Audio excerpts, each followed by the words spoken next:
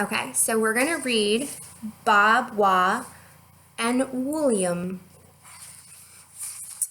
This is Wooliam. He is a sheep. You will note that Wooliam is reading. There are not many sheep who read, but Wooliam is one of them. This is Baabwaa, also a sheep. In this picture, Baabwaa is knitting. Knitting is a very practical hobby for a sheep. It's surprising not more of them do it. Oh well. Baabwaa and Wooliam are best friends. They spend most days reading and knitting and reading. Sounds kind of boring, but they like it. One day, Wooliam looked up from his book an adventure story, pirates, treasure chests, that sort of thing. I've been thinking, he said to Baabwaa. Thinking is good, Baabwaa answered, or so I've heard. We should have an adventure of our own, said Wooliam. Agreed, said Baabwaa. There are only so many sweaters one sheep can knit. And so the two friends set off. The day was perfect for such a thing. The flowers were blooming, the sun was shining, the birds were singing. This last bit about the birds was especially good because adventures usually involve some kind of trouble, and it's nice to have a little bird song to help you through it. There was, however, a problem. You see the map? It goes all over the place. Baabwaa and Wooliam lived in a field, and the field was surrounded by a stone wall. Which way? Asked Wooliam. You decide, Baabwaa answered. Left, then, said Wooliam. Baabwaa thought they should have gone right.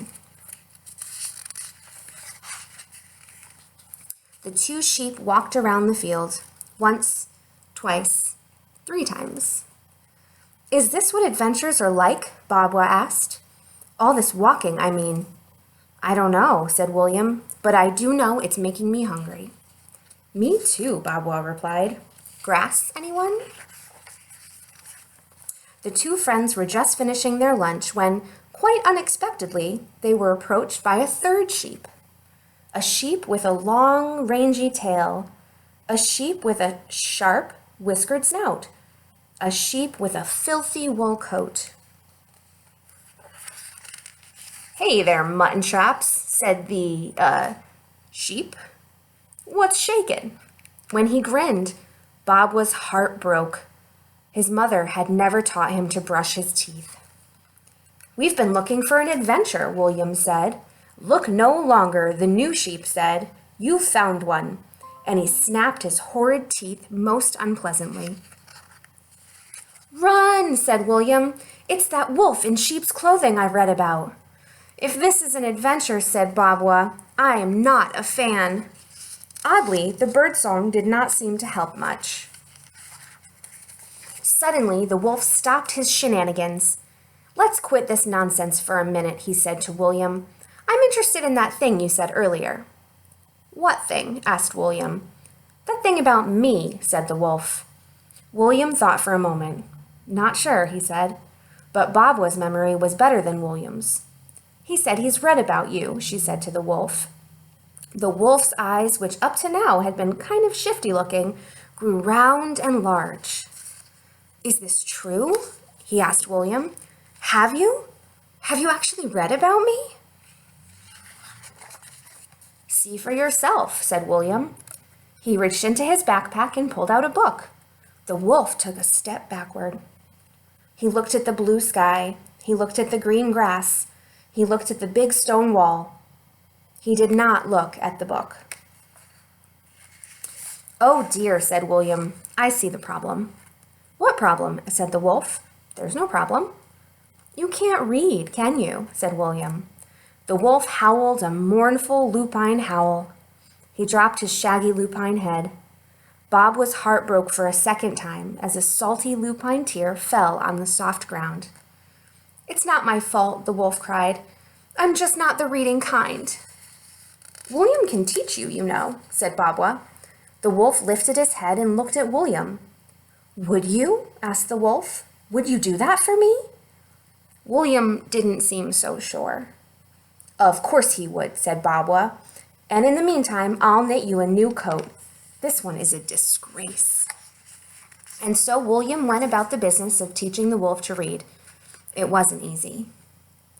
The wolf often jumped up in the middle of a lesson and chased the two sheep around the field. This irritated Wooliam to no end. "Don't let it get to you, Wooliam," said Baabwaa. "He's just following his nature. Besides, all that reading and knitting has taken its toll. We can use the exercise." Eventually, after a lot of hard work and several extra help sessions, the wolf did learn to read. And when he saw what the book had said about him, he was outraged. "This is so unfair," he complained. "It says here I'm cruel and sneaky." "And your point?" said Wooliam. "It's not true," the wolf insisted. "I'm just rambunctious." "That's one word for it," said Baabwaa. And so, over time, an unlikely friendship formed between the wolf and the two sheep, one that involved a fair amount of chasing. But there were quiet times, too. One afternoon, when the wolf was on the second volume of a new series he liked, and the two sheep had shed quite a few pounds, Wooliam turned to Baabwaa. "This has been quite an adventure, after all," he said. Baabwaa put down her knitting, a set of snazzy leg warmers for the wolf. "I agree," she replied. "Much better than pirates." The wolf looked up from his book. "Can you two chatter cheeks keep the noise down?" he said. "I'm reading over here." The end.